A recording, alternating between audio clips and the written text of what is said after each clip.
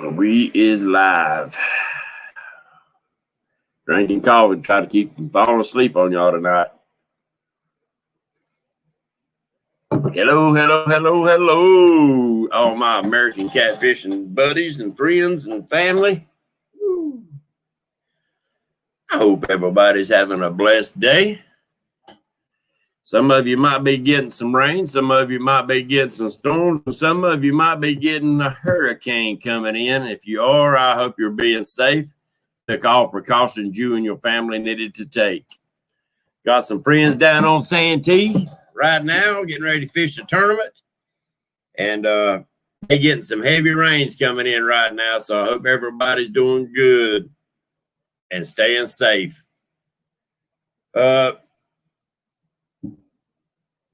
I hope everybody got the news about Mr. Maurice and his losing his brother.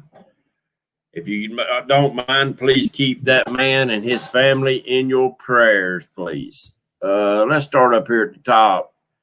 We got D, we got Chad, we got Creole, Lyle, James Dockery, Buckeye, Avid, Big Nasty's in the house. Who else we got in here? John Patrick III's in here. Who else? Buckeye.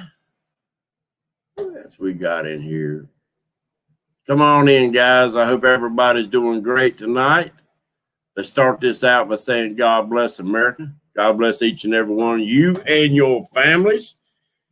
We hold these truths to be self-evident that all men are created equal with certain unalienable rights, that among these are life, liberty, and the pursuit of happiness. Muskrat's in the house. Who else we got in the cabin with us tonight? We got Brandon Cross. The wife must be at work tonight. Jeff Baker. I hope everybody's doing great. I don't have a whole lot to go over tonight. There's Joe Buck 66. There's Irvin in the house. What's up, Mr. Irvin? Kentucky Catman. S. Smith. Fishing with Paw. We got all kind of good people in here. Ozark guys. Yeah, we don't have a whole lot to go over, guys. I have been covered up with family things, friend things, helping a lot of people out, stuff going on. I just seen a new name in here. Joe Newman's in the house. Guys, if you know the routine. Mark Turner. You see some new names, share them up. Check out their channels. Let's share the bait with them, guys. Mr. Cunningham's in the house. What's up, Mr. Cunningham? Fishing with Gear Outdoors. Fishing and Gear Outdoors. What's up, Mr. Smith? That man's got the same name I do, Jimmy Smith, or y'all know me as James Smith. Or Mr. Maurice is in the house. Didn't expect to see you in here tonight, my friend. You are in our prayers. I hope the good Lord's watching over y'all. I really do. But no, what I was going to do, guys, is I got some questions that's been bugging me on my mind about a few things that has to do a little bit of safety. Glenn's in the house. We're up 48. We got some new names coming in, guys. Come on in. I appreciate you joining our show. We got a lot of good channels in here, and I know they'll be checking each other out, checking your channels out. If you don't mind, share up the bait with each other. Yeah, it is tough times with losing any of your family. There's running lates in the house. But some of the questions that I've had is, and I want some answers from you guys, if you don't mind. I'd like to see you kind of participating. Catfish and Crappy, you see what I got on tonight? I remember to wear it. Mr. Catfish and Crappy sent this hat. There was only 3 of them made like that. I thank you, my friend, for doing that. He was able to raise $152 for that hat to go to the Honor Guard. I thank you, guys. With my auction and the auction of his hat, we was able to raise not quite $500. And guys, we're working with a new group. There's Finn Seeker, Jason. Well, it ain't a new group. The Honor Guard's working with these guys. They're working on redoing a home up between Bessemer City and Cherryville here in North Carolina. And it's a home for veterans. And what they do, they're going to be taking veterans off of the streets or that's having a rough time and try to rehabilitate them, whether they're coming straight out of service or whatever, and try to get them rehabilitated. It's called Camp Centurion. Let me look it up, and I'll show you on it's on Facebook. Camp Centurion. If you can see it, that's the y'all can't see it that good, but that's the way the page looks. You can see it now. That's the way the page looks. If you want, you can go in, do donations. If you live around this area, they need help. They need help with supplies. They need money. The big house that they got, they've had to totally tear everything out of it. It had black mold all in it. So they've had to totally gut it out. And I think they're hoping to house the beginning of is, I think, 12 to 14 veterans and be able to work with them, get them rehabilitated and get them back in life, get them jobs, the whole works. So that's where the money that we raised will be going to that fund to try to get these guys up and running. Right now, the government told them until they actually get somebody in the house. What's up, team? Keeping it real. Until they actually get people in the house, they cannot get their nonprofit, which I think is crazy. They ought to be able to get it before now, but it is what it is. There is our veterans being treated like crap again. Oh, excuse me. Got to turn on a light where y'all can actually see my head and my face. LG Bass is in the house. Guys, if I forget to call your names out, I do apologize. All right, let's get into it. One of the questions that I was asked at the Catfish Conference was by fishing and stuff, half crazy catfishing, was what is, how did he put that? The most important thing that you need to take with you fishing. What is the most important thing that you need to take with you fishing, whether it's on a boat or on the bank? What is the most important thing that you need to take with you fishing? The most important. Give me some answers, guys. And I'll tell you what I said.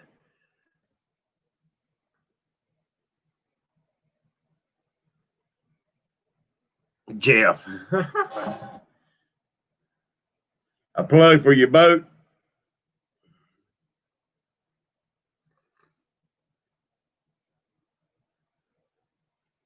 First aid kit, your brain. S. Smith, that's exactly what I said.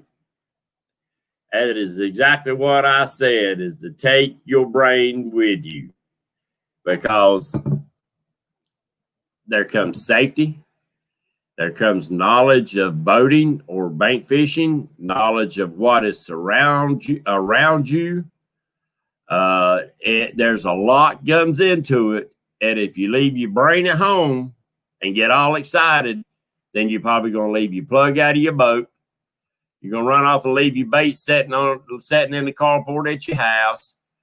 There's going to be a lot of things that you might run off and leave or forget or don't do or do too much of that is going to cause you problems. Thank you, S. Smith. That's exactly what I said, was your brain. You got to take your brain because there's so much knowledge up there. And there's a lot of people out there in this world that forgot how to use that thing. It's in their skull. The common sense is gone. So don't forget your common sense, guys, because so much can go wrong when you're out on a boat or whether you're bank fishing. And it don't take but a split second for lives to be changed. Mike Greenwell, what's going on, buddy? So, next question.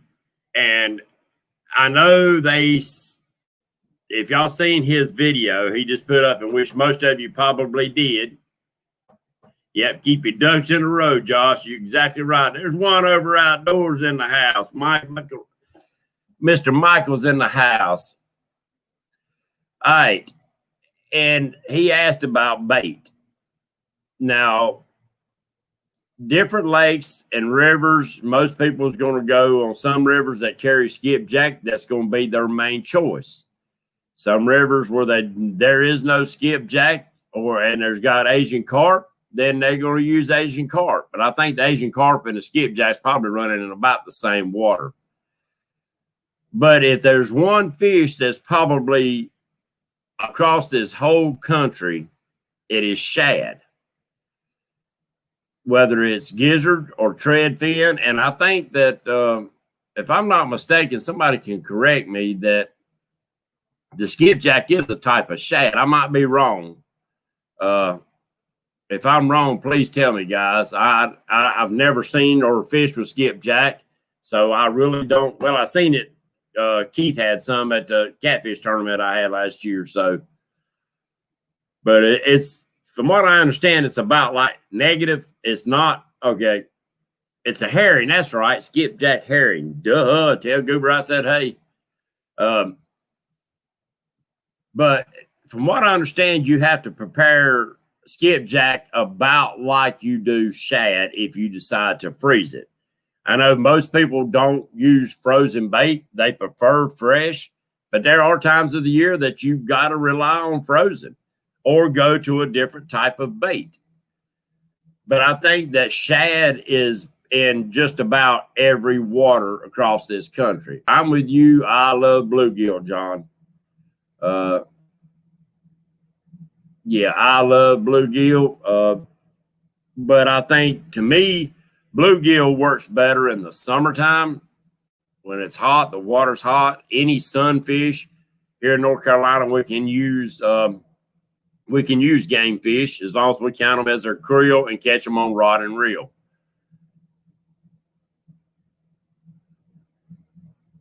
Yeah, y'all get those huge river herring down there over. Scotty Hill's in the house. What's going on, Mr. Hill? But if there's times of the year, like right now, I've been watching a few one overs videos and a few others, and seems like right now the smaller baits are catching the fish. And the odd thing is that, yeah, Andy, yeah. I hear you, Mark. The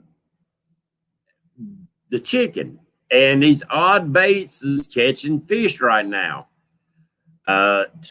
Why? I don't know. I don't know if I haven't been on the water, guys. So, forgive me if I'm misleading. If I am, please call me out on it. What's up, Lynn? Are the mussels starting to float? Are y'all starting to see the mussels on the water floating? Hey, Cindy. Hey, Betty. I didn't see you in here earlier, Betty. I thought you was maybe had to work tonight, setting hooks and crossing eyes. But the smaller baits, it seems like when the mussels are starting to float and you start to see them little white blobs all over the water, is when the smaller baits do the best. Now, I'm one, I always throw big baits, but I'm learning that I need to split it up. You're a master of fishing with chicken. I hear you, Jimmy. I need to learn to split it up. Throw smaller baits in with my big baits. Because I've heard so many tales from guys, some of y'all that's in here, that you've marked big fish and just couldn't get them to go. It didn't matter what you done, what bait you put in front of them, you just couldn't get them to go. And I'm just wondering if smaller baits would actually get those fish to go. I mean, who knows? It's It's like if you just sat down and eat a big old steak dinner, potato, salad, and all. If somebody sets a morsel of daggum chocolate pie or something right in front of your face, you're going to at least take a bite. Slinging lead, what's going on?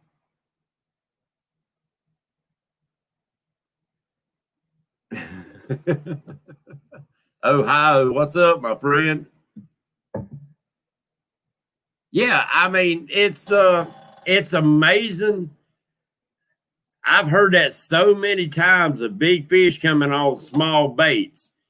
Now, I don't know whether, and we'll never know, whether there was a smaller fish going after that small bait and a big fish was going after the small fish and got the hook, or if you just happened to put that bait right in that catfish's mouth, like Jeff was talking about when he caught that 82 out of Wiley.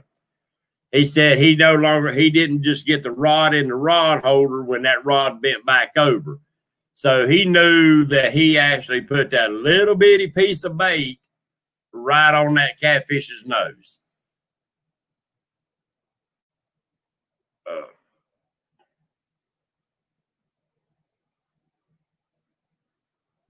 Oh, there's some questions in there, guys. Buckeye catfishing, a question for Ohio River guys.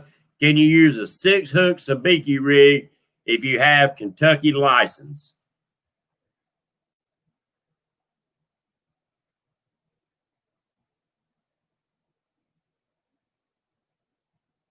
I think fish is more important than the bait you use.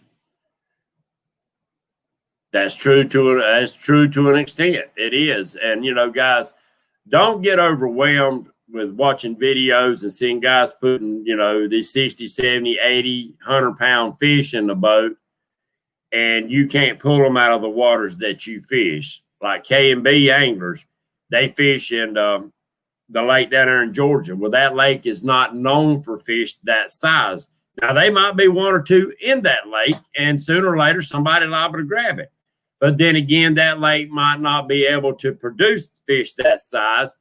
If the biggest fish in that lake is a 50-pounder, then catching a 30-pounder is a big fish in that water. Be proud of what you catch.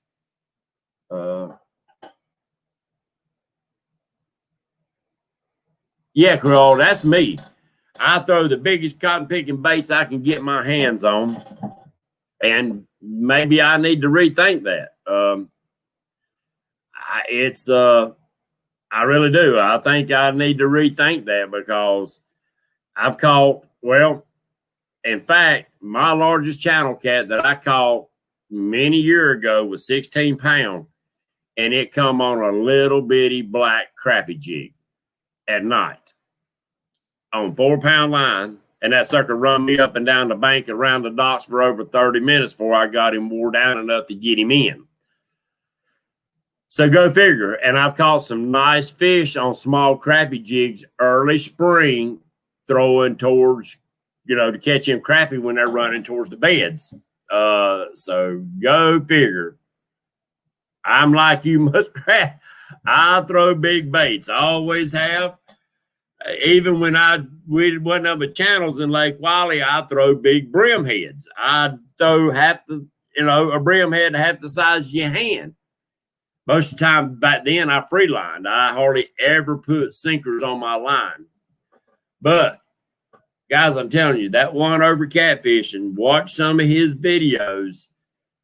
He's teaching a lot of good stuff, a lot of good techniques that you might not even think about. Now, it might not work in your waters, but if you tweak it just a little bit, add a little bit of weight, take a little bit of weight off of it, add a float, take a float off, it might just work for you.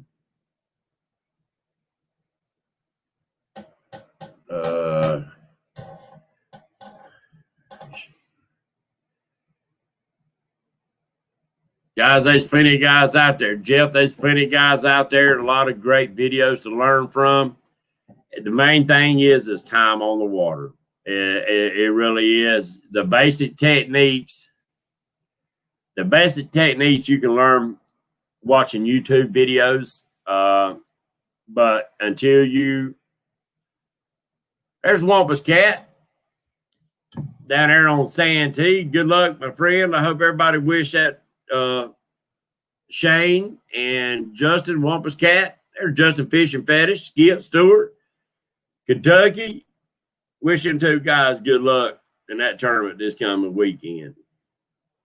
Justin, what's the name of that tournament you getting ready to fish? There's Palmettos in the house. Hillbilly Moonshiners. Oh, Chunky Cat's on, yeah, of course. We're getting ready to get some heavy rains, guys. This coming in. I seen the clouds, looked at the radar, and I know Justin is getting some rain right now down around Santee. That's down there around One Overs area. Justin Fishing Fetish. I hope you're doing good, friend. We're glad to see you starting to come back in with us. But yeah, Jeff Baker, they are a lot of different techniques, different rigs. Carolina rig, the Santee rig, the Kentucky rig. Learn what will work best for the type of fish in the Monster Quest. Appreciate that, Justin. There's a lot of good techniques out there that you can use. You just have to figure out on your waters where you will be fishing what will work best for you at the time that you are fishing. Certain times of the year you might want to change it up. Wampus Cat and I have learned over the years that when it gets wintertime and the fish start laying on the bottom and we start catching muddy fish, we take the floats off our Santee rig and go back to just a Carolina rig. It seems like that they might not want to come up off that bottom after that bait or take the rattles off of it. We seen in January, all but one fish come on rods that didn't even have a rattle on them.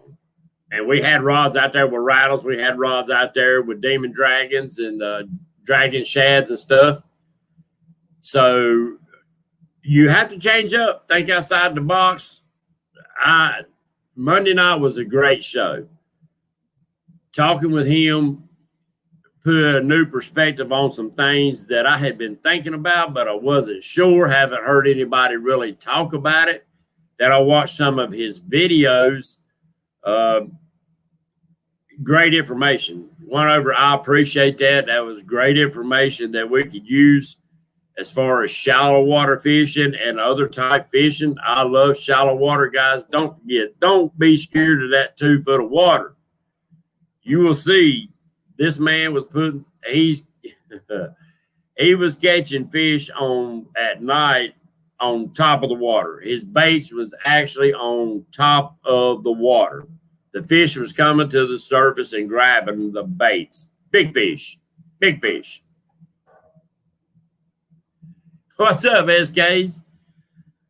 Appreciate you coming in. Yeah, you finally caught us. Well, I hope I don't bore you tonight. I really didn't plan on nothing tonight, just kind of coming in and shooting the breeze with you. I'm going to try to do some more different type of educational stuff, and then once in a while I'll bring guests in, but mainly going to save that for Catfish Weekly. But then I just want to touch base and sit down and talk with y'all guys.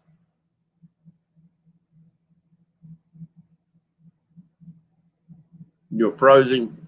They don't catch it when the water is above 80. I mean, dang. I don't know. Maybe it's the way the skipjack are being froze. I don't know what to tell you on that one, my friend. I try to use as fresh a bait as I can. I know there's times that you got to use frozen. I mean, that's just the way it is. But Jeff, I hope you can learn, guys. That's all we can do is, we never know it all, guys. Just when you think you know it all, then catfish will fool you. Use different baits, spread out the rods, develop a pattern quickly, what bait's working and what depth. You right, S. Smith. And that's what you got to do. Appreciate you, Outdoors Addiction, coming in and listening. There's Steven in here. Stephen or Stephen? I know it's Stephen. I used to call my cousin Stephen. He'd get mad as a daggum wet setting hen. But guys, I'm about to get the homework caught up around here. I'm still busy as crap, but I'm about to get to the point that I can start taking the boat back out. Got a few more parts for the pontoon boat. Getting ready to start tearing it into it too. Now it is fall, the leaves are falling, so James will be busy as crap again. But I'm gonna get my tail back on the freaking water. I miss it bad. I miss jerking. What it is, setting hooks and crossing eyes. I miss it, and I got to get back out there. And it's only right for me to have a catfish show to get my tail back on the water in order to sit and talk with y'all guys. Because I can talk till I'm blue in the face, but if I ain't catching fish,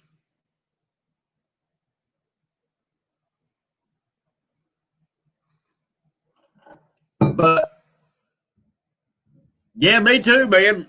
And and ever since I finally got 1,000 where I can go live on the water, I hadn't been back. That's what's sad. That's all I wanted was the 1,000 subscribers so I could go live again on my mobile. And I hadn't been out there. So go figure, get off my lazy tail or get caught up one of these days, guys.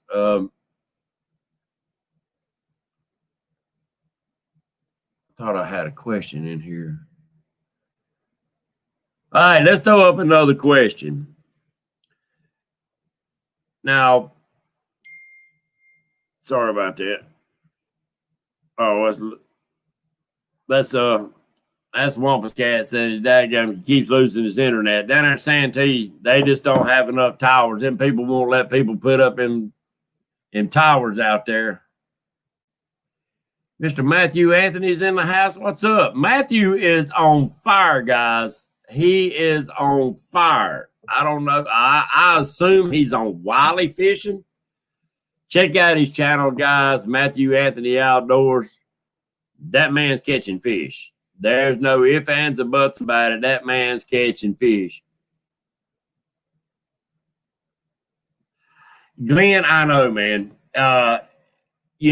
Back when Sarah done that trash tournament, right before I went down there to clean all of it up, the state just done a major cleaning. Put them dumpsters and everything out there, and it's the last time we was down there at Jeff's tournament, it was getting bad. It makes me sick. It just makes me sick. And what's sad is the part of that land is actually private land. It don't belong to the state or the county. It's actually private property. And they're going to keep on that man's going to fence it off.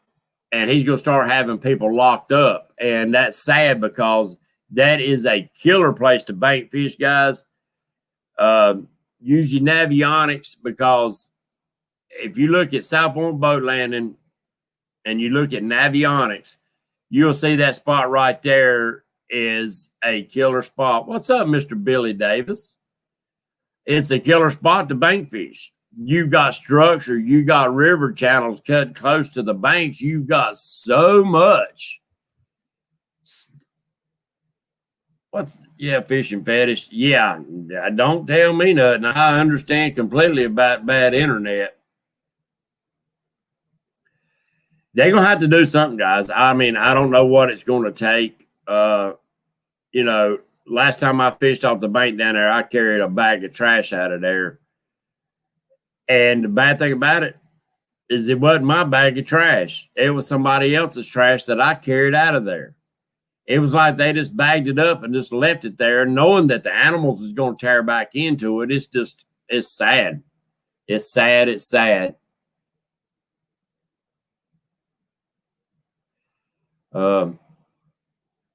Somebody needs to start and pick up where Yakking with Sarah left off and start up a trash tournament.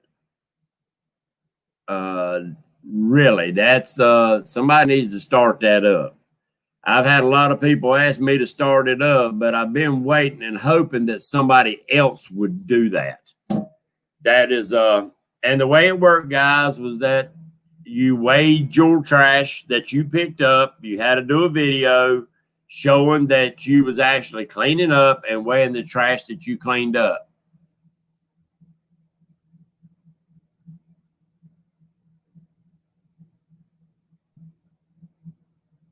And then she actually had people that donated stuff, and she had a heck of a giveaway. There was so much trash picked up, guys, across this country.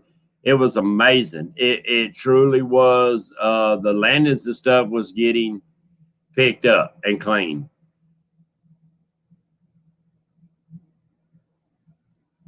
Oh, yeah. And that's the same way. There was a spot down in South Carolina that I wouldn't gold mine. And we'd go down there and camp for the whole weekend. And we ended up spending a day just cleaning up trash.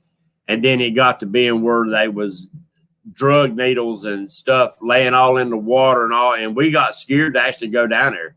I was scared that you might step on one or get poked with one. And then they found a dead body down there, and it stopped all of us. The state come in and just gated it off. Now nobody can go down there and fish, gold mine, or do anything because of a bunch of druggies and just trash. Just trash. It's pitiful. Yep, it's just pitiful. So if you carry it in, carry it out, and always do like the Boy Scouts, leave it better than what you find it. There you go, Smith. That's me. I've got a couple rolled up in my tackle pack. And you never know, guys. You might need to use that trash bag as a rain suit. That's a fact. You might been there, done that. In fact, when Hurricane Hugo come through, the company hadn't had us no brand new rain suits. So we cut big plastic, 55-gallon plastic trash bags that goes in the drums, got a neck hole in it, armholes in it. And my boss man was running up across the field to take a sample out of the reactor to the lab, and the wind filled his bag up and rolled his tater tail up across that parking lot. And I don't think I ain't ever laughed so hard in my life. That bag said, boop. It blowed up like it, picked his feet up off the ground, and it rolled him through the mud up across the field. Me and them boys sitting up there at the reactors laughing like crazy. Told him, you can't do it. You ain't going to make it. Hurricane Hugo tore this area all to pieces. But if you're down in areas, guys, and you get hit by that hurricane, you are in our prayers. Please stay safe. Do what you need to do to keep you and your family safe. Button down your boats. Drive some stakes up in the ground. Tie some ropes and some latches and tie that rascal down because it might flip it over. I worry about trees around my place. All right, guys.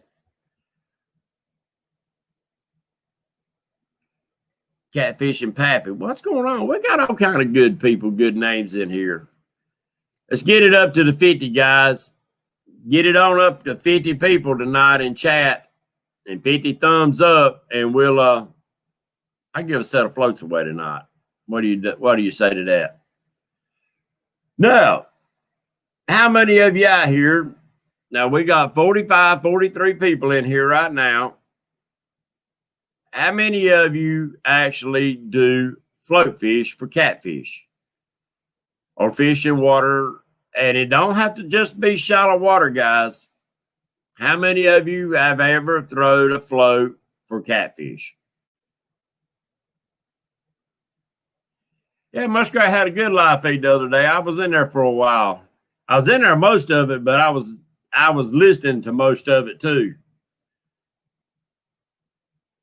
How many of you actually have thrown a float catfishing? You do a lot. Billy has. Yeah, Billy, you should. You got a set of my floats. If it's the same Billy Davis I'm thinking. Ghettos in the house. Use floats all the time. I'm talking about floating your baits, not just a Santee rig. You've been using them on floats for over 20 years. There you go, Mr. Fishing Fetish. I'm going to give you a call tomorrow. That's who I thought it was, Billy. I hope you're doing good, my friend. All right. And I'm not pushing my floats, guys, tonight. What I'm doing is that we're going over a little bit of some different techniques. I got a chalkboard out in the building. I got to build a stand for it so I can put it up behind us. And so I can draw some things. There you go, Terry. Is use rattle floats. That makes sense. That makes sense. All right. He just taught, let's go to this rip wrap first. That is a good idea, especially if you're looking for eaters right off the get-go. You can kill some channel cats using floats and small baits around riprap. I don't know what it is. It holds. There you go. Live brim around cypress stumps and grass beds. Oh, yeah. Love to watch it. But the riprap, for some reason, I think it's crawdad. I think they're chasing crawdad, other small bait fish that work in around that riprap. It also grows a lot of mold. I mean, not mold, but moss and algae that would cause small shad and stuff to stay in there, around there. I think they feed on a lot of that.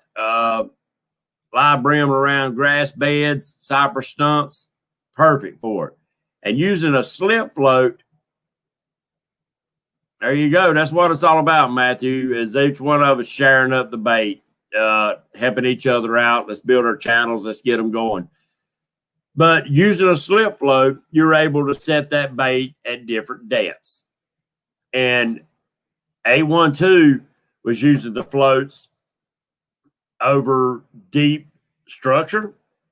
Also, allowing that float to pull his baits like using a planer board right across the top of a river channel till that bait drops off into the channel, and then he stops it and he allows that bait to hang right over top of that river channel at different depths. Say if you're coming down the river channel and you're marking fish, say at 20 foot, about halfway down that channel, not on the bottom, not at the top, but hanging right along the middle section.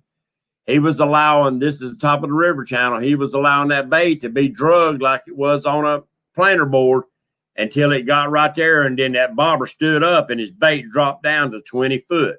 That allowed him to hold that bait right along that river channel at the depth that he wanted it.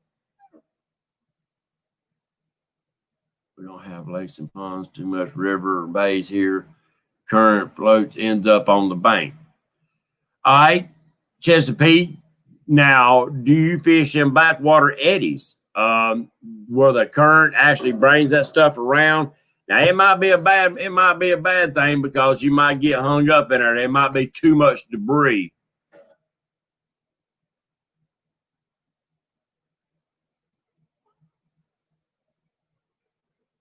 Ryan, get a hold of me through Messenger, or you can text me at 704-600-8369. I'll put that number up again. 704-600-8369. But I like a Carolina rig when I throw the floats, whether I'm throwing my floats, Chris Flores floats, or just a peg float, just a long, skinny float, whatever type of float you choose to use. I've started playing with the Kentucky rig with the weight on the bottom and then a hook and maybe a 2-hook rig. And I noticed that Chris Souders uses Kentucky rig a lot. I think that right there will allow you to make, if you can't catch nothing but small brim, put 2 live brim on a 2-hook Kentucky rig, opposite of each side of each other, with the weight on the bottom. Now, I've got some spots that I want to try that on that are very hangy. You know, when that bait when that weight hits the bottom, it's going to hang. So on that rig, what I'm going to do is tie, say, a 14-pound leader to a lead drop, and then the rest of it is mine's 30-pound test in Andy. That way, as soon as that lead hits the bottom and it hangs, it's going to stay there. The float's going to keep this rig up and down, straight up and down in the water column.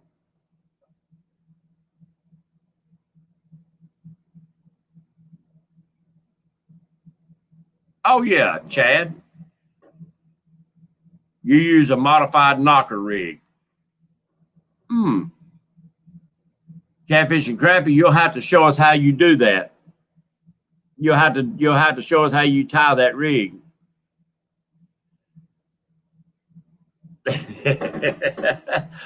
I'm gonna tell you, Mr. Matthew is the man. Guys, if that rascal ever decided to go full force and become a tournament fisherman, you better hold on to your money, is all I can tell you. He's an all-around great fisherman and a great guy. He's taught me a lot. I appreciate it, Matthew. All the help that you give me, all the information that you taught me, I appreciate every bit of it, guys. There's people out there like that. And I see a lot of good names and a lot of good people in here that if you have questions, guys, ask them. They don't mind sharing. They don't mind one bit sharing the bait with you and helping you out. Ask. That's all you got to do is ask. And guys, if you ask me and I don't know, I'm going to point you in the right direction of someone that can help you out. Because trust me, I'm far from a freaking pro. I'm a pro at just getting by. So there's a lot of guys out there that was willing to help you out that have learned a lot. A lot of guys hadn't been in fishing that long that have learned a lot, have paid attention, and done what it takes to get it done. And, you know, one of the most important things, guys, is having fun. It's going out and having fun. If you go out and you don't have fun catching brim with a little red and white bobber and a hook, gold hook, if you don't have a blast going out there catching perch like Matthew, that's a perch catching son of a gun right there. And Richard, and there's a lot of people in here that are perch jerkers. Me and that fish don't get along. I love catching them. Them things you can take that sabiki rig, catch 5, 6, 7 at a time. I've been wanting to take 2 sabikis and tie them together and see if I can get 10 or 12 at a time when they're really up and moving. But if you're not having fun even catching the bait, you might as well hang it up, find you a new hobby. That's why Juan Over was talking about going down there catching them big old brim. I miss catching brim like that. We used to have a pond, and I think the city's finally drained it, which if they did, that was sad. And it was a shallow pond, guys. You would have not thought that it would have held fish. It was so shallow, I would have thought the fish would have died from the heat. Now he could catch perch long before he could catch catfish. There you go. Because, guys, most of us use cut bait for our catfish and live bait. So the best thing to do is get to know your bait before you know your catfish. And once you know your bait, your catfish is probably not far behind. Betty Jean, if you're going to bed, thank you for coming in and supporting us, ladies. We thank you, thank you, thank you. And I hope you like your cup. I seen you posted up a picture. I hope you like your cup.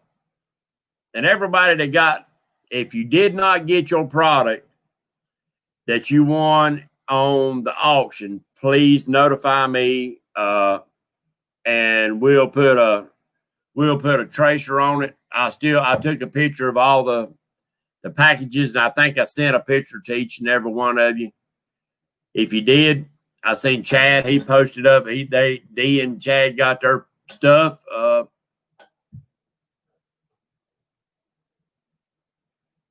Goldfish for bait.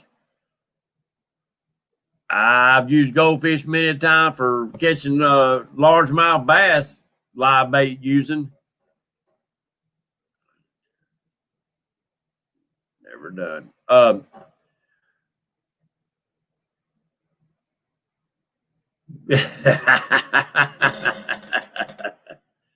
Hey, you're right. You're not allowed to use sabikis here in Maryland. I'll be dang. Yeah, perch good eating. And you can catch a lot of them when you can get them to bite. And there's a ton of them down there. A ton of them down there. But one was getting in went the other night, tried to get on them and could not get them to bite. Could not. They found a ton of them. They could not get them to hit. I think they ended up with like 18 or 20. That's sad. They was good ones, but they just couldn't get them to bite. There's a ton of them down there, just couldn't get them to bite. So learn your fish, learn your bait. It's but what's weird, guys, talking with Lyle, he said he's only caught a few flatheads on cut bait. All his flatheads mainly come on, live bait. Around here, most of our flatheads come on cut bait. We catch some on live bait. We catch some blues on live bait. But I'd like to know why that is a different. Why is it different? Why does it things change from one area to the other with the same type of fish that the flatheads will take live bait and hardly ever touch a cut bait in the areas that Lyle was talking about fishing and other people have said. But around here, the majority of them come on cut bait, especially on Wiley. Wiley, you get the crap out of them on cut. There you go, Matthew. Most of them on cut bait. I agree. And I'm going to tell you guys, I've caught my share of flatheads, no monsters, but I've only caught one on live bait. Now, that's probably going to hurt some feelings, but it come on about an 8-inch largemouth bass. In North Carolina, I can use it. We can use two. I can have two under the limit. So it was legal. 80% flatheads come on live bait. 100% of my big flatheads come on cut bait. There you go. Maryland has some of the strictest laws. 50-50 around John. Not mine. I will cut my bass up faster than Hey, Dave, you got to be careful, though. You ain't supposed to cut the head off them son of a guns. And I will, boy. I'll cut them up. There's Wampus Cat's back in for a few minutes till he loses his signal. Yeah, I'll cut them. But I got another question, guys. The flapper rig. Everybody likes to use the flapper rig, and I think it's a good rig, especially when you want bigger baits, but you was not able to catch the bigger baits. And I see almost everybody cut that backbone out and throw it away. Why? Somebody in here tell me, why do they do that? Why do y'all cut the backbone out and throw the backbone away? The backbone is the bloodiest part of that fish. I don't understand it. I don't get it. I do a reverse flapper. I cut from the head back towards the tail, hook through the nose of the fish, and allow that flapper to open up in a little bit of current. And especially if you're dragging baits, if you, especially wintertime when you're dragging baits real slow, that flapper will open up and expose that backbone and give you a bigger presentation of bait.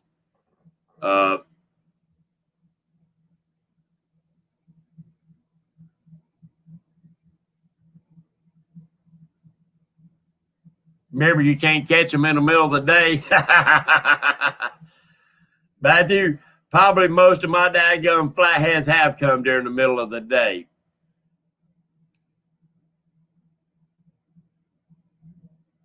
There's Mr. Flint Hills in the house. Yeah, I don't know who said where that old tale come out that you can't catch flatheads during the day, or you can't catch them in the middle of the day. Yeah, I don't. But I just wonder, guys, why that.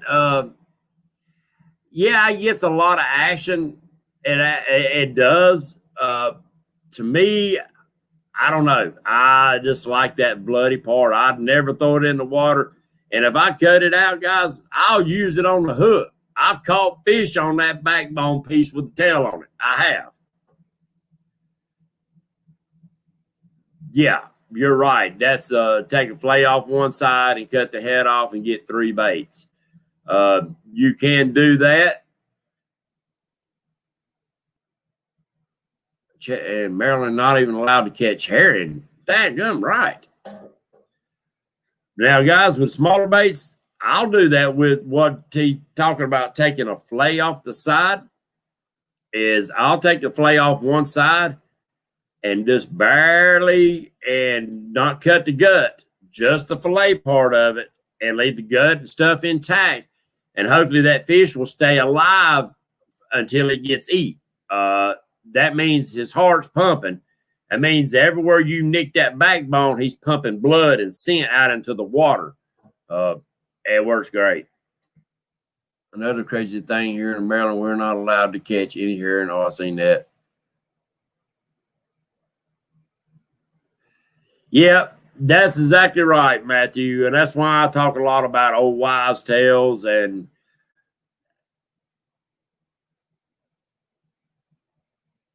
you got that right. I don't cut the tails off. I use it. They eat them in the wild. Let's turn the circle and cut it open and face out. Yep, there you go. It's so guys, why the reason I'm asking a lot of these questions and y'all giving a lot of these answers is that I'm getting different opinions on things. I go back and look at chat, take notes, watch the video as I take notes, and see exactly what we were discussing, and then put it to use. You don't know till you throw.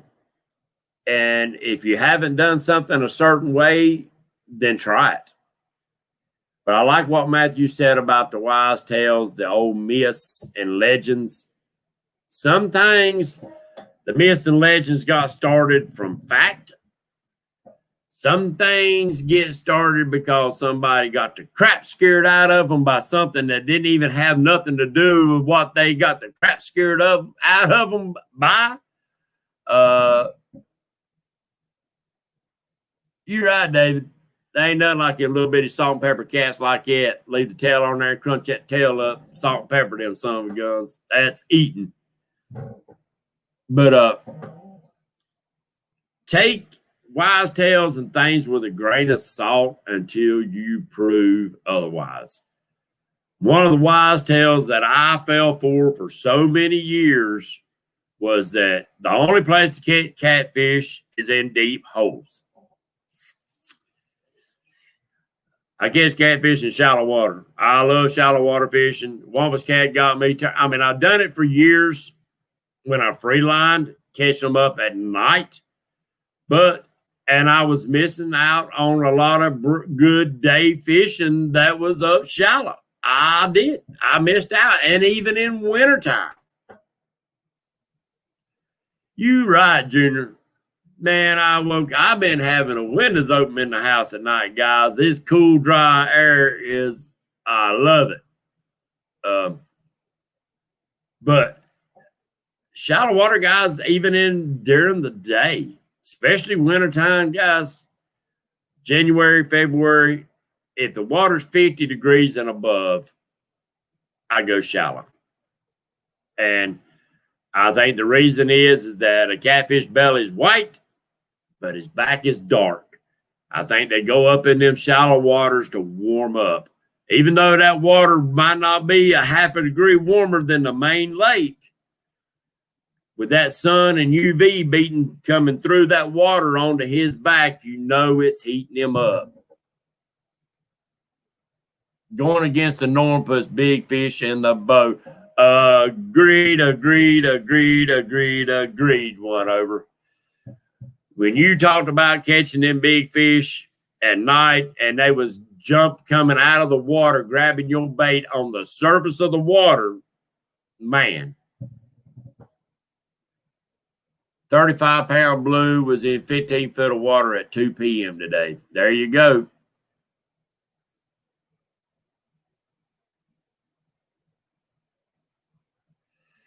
Muskrat, have you ever done any good with them freaking warmouths? I ain't never caught crap. I got a pond that's full of them. And I'm going to take the son of a guns out and use them for fertilizer in the garden. They drive me. They're fun to catch on an ultralight. I mean, I've got some big ones too. Big old warmouths. But they got a smell to them daggum fish. They got a stink to them. And I don't know if they just turn the other fish off to them or what. I've never caught anything on cut or live warmouth. If you have, guys, tell me. Please tell me. You love them? Oh, they're lively fish. They'll stay alive on your freaking hook good. But I have yet to catch a fish on the cotton picking things. They stink. They got a smell to them. Flatheads love them. Fishing with squirrels said he hadn't. No brim for you. Matthew, I know what he's mainly a perch guy, guys. The lakes around here they're eat up with the perch. They are a lot of perch. And to me, that's probably the most abundant bait fish in Wiley. Well, there you go. Maybe I need to give him another try, buddy. But also, let's ask the question right here. And Wombus Cat said he has had this to happen to him, especially down at Santee.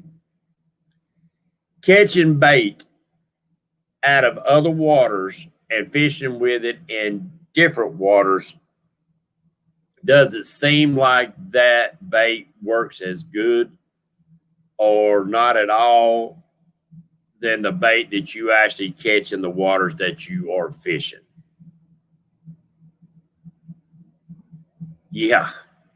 Oh, I bet so. You understand what I'm saying?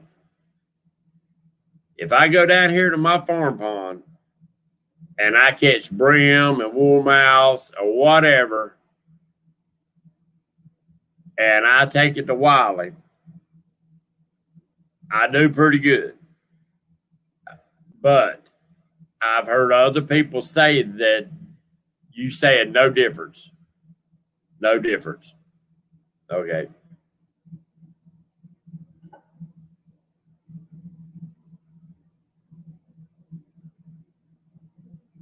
All right. Good to know. Maybe you're just having a bad day when he took some of them down there to Santee. There, it's illegal. Yeah, I've heard that they are concerned that you might introduce some kind of disease, but what's the odds, guys? I mean, really. Unless you're taking it out of daggum super polluted water where the fish is already getting caught with disease already on it, the odds is not there. But better safe than sorry, I guess. Skipjack is not native here. You're right, Glenn. And we talked with somebody right before the YouTube tournament. We got a hold of the game wardens. And as far as North Carolina and South Carolina, we called and talked to both of them. They said that we could use skipjack and other fish that are other people consider invasive fish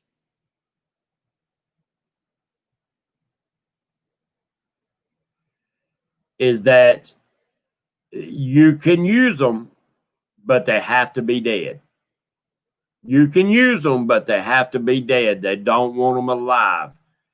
Their concern with the live fish is eggs, which to me, if that fish is not native to the water, the odds of it running into another fish at the perfect time to drop eggs and be fertilized, the odds is against you. But I guess they got to do what they got to do.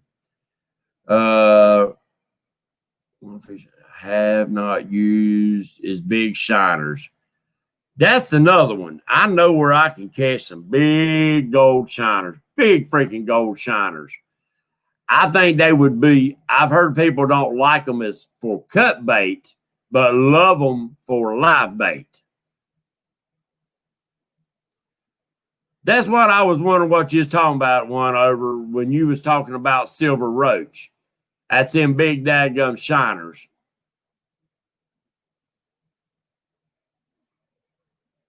Yes, I know, and they're beautiful fish. That you can take in little. I use little small hooks and get some of that flag dough that it'll smell like vanilla or something. Flag dough, and put little bitty pieces of bread or flag dough on a hook, and you can catch a ton of them big old rascals. 7 inches long. I love using them live. I love using them things live under a float off of the bottom. That's a very strong fish to stay alive. They're easy to keep them alive.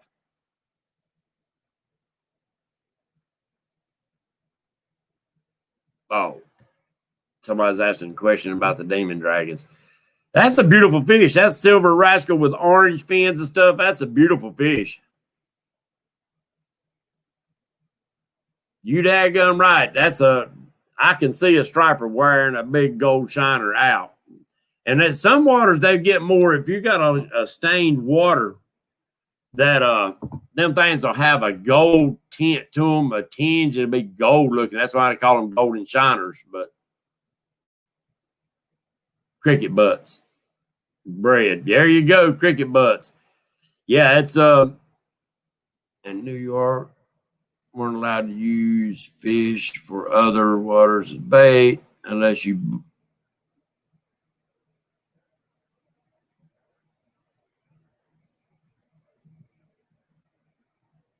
Oh, I hear you. They're not wanting y'all to catch bait.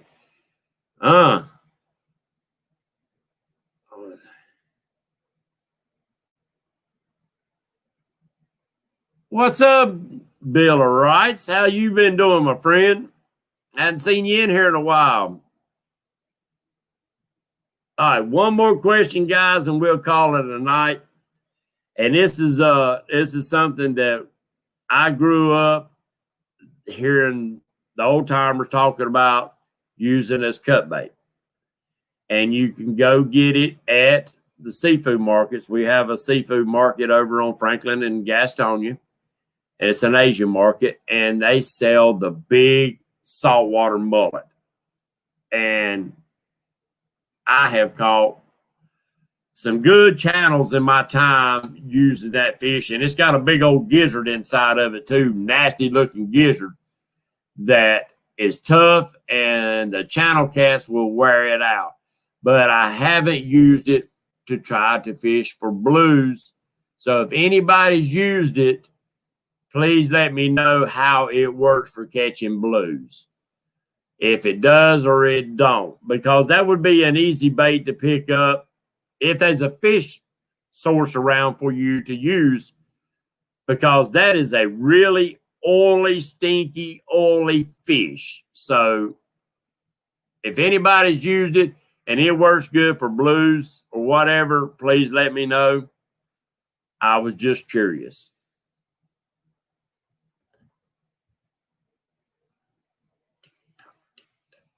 Junkie is live after Patriot show. Head on over, everyone. That rascal had over 900 people in his live feed the other night. That's crazy, crazy, crazy. Congratulations, Creek Chuds. Yeah, I love bluegill. Yeah. I seen some of them striped mullets down there. Is that one over? Is that the same mullet that's the saltwater mullet? Because I'm sure it probably is. Because they got the big gizzards in them too. And they work great. Yeah, I just wonder, Matthew, back before Wally had the blues and the flatheads, we used them for channels. And they work pretty freaking good, but it might have been a time of year or whatever that they weren't good. You know, I don't know. I couldn't tell you when I was using them at what time or whatever. And Matthew, another question. Years ago, back up in the Seven Oaks, we used to fish at the old Taquero place. We used to end up catching a lot of eel. And I haven't heard of anybody catching eel in that lake anymore since the blues and the flatheads come in. I just wonder if you've heard of anybody catching any lately.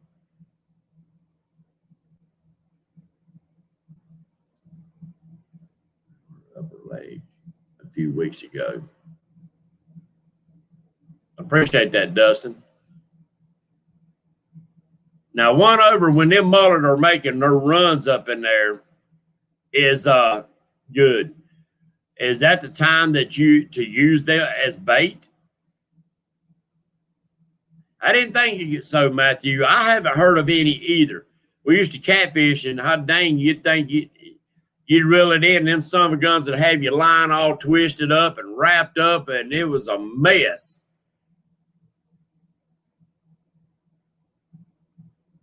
Yeah. Never seen one on Wally. I always wondered. I haven't since I've been back to catfishing, guys. I just wonder because we used to catch a fair amount of them down in the back of Seven Oaks. And if any of you old timers that's in here knew where the old Taquero Mills place was, that was where we used to catch them. There you go. See, guys, a lot of great information coming out in here. That's what it's all about. Is sharing the love, sharing the bait, and sharing the info. If we help just one person, then our job today was a success. 60-40 on live to cut for flatheads. Do something watching on live phone.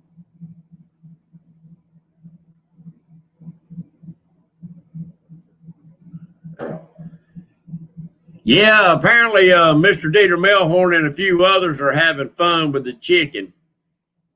I've tried it a few times, not the Jell-O chicken, but I've tried chicken. I tried the garlic chicken, and I haven't had that much success. I have caught fish with it, but it was dinks.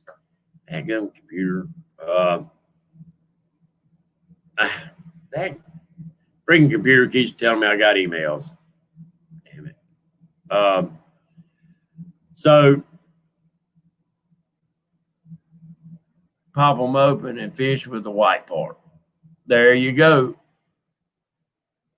Cut crappie, 47.7. There you go. I love some crappie. I love getting on them big brim. One over.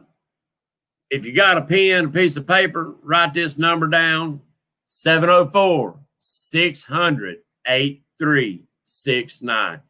Give me a call tomorrow when you get a chance and you can talk a few minutes. Me and Wampus Cats want to talk to you about a trip for them big shell crackers. I forgot to get your number from Lyle today, but if you don't mind giving me a call, and I want to set that up.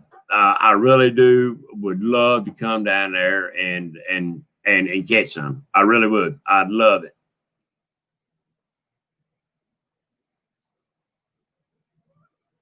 You call that Santee salmonella. Hey, yeah, guys, make sure you're right. I worked with an old guy. He couldn't say salmonella. He called it Sally-Manelli. But it was funny. Anyway, guys, I had a blessed night being on here with y'all. As always, it's my pleasure.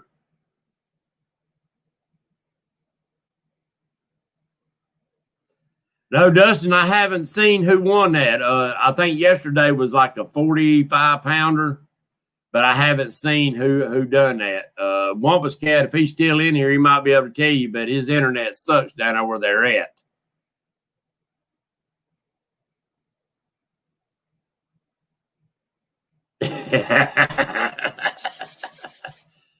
That being said, guys, I love being in here with you.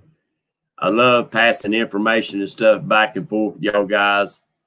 If I ever pass along false information or something is not right, please call me out. You can't hurt my feelings. Be respectful, but call me out. I do not want to pass along misinformation or mislead anybody for anything, whether it's fishing or life or whatever. I do not want to mislead anything. Guys, one last thing. Don't forget to look up Camp Centurion. And if you can, help out with some donations. I know funds is tight for a lot of people. A lot of people still ain't back to work. Some are. But if you can, help out a little bit. I don't care if it ain't but $1. Let's give back. Let's give back, guys. That being said, God bless America. God bless each and every one of you. I enjoyed it. Love having each and every one of you in here. Don't forget these guys right here, our police, EMS, fire. Shake their hands. Thank them. They're on the front lines for us, guys. God bless and good night.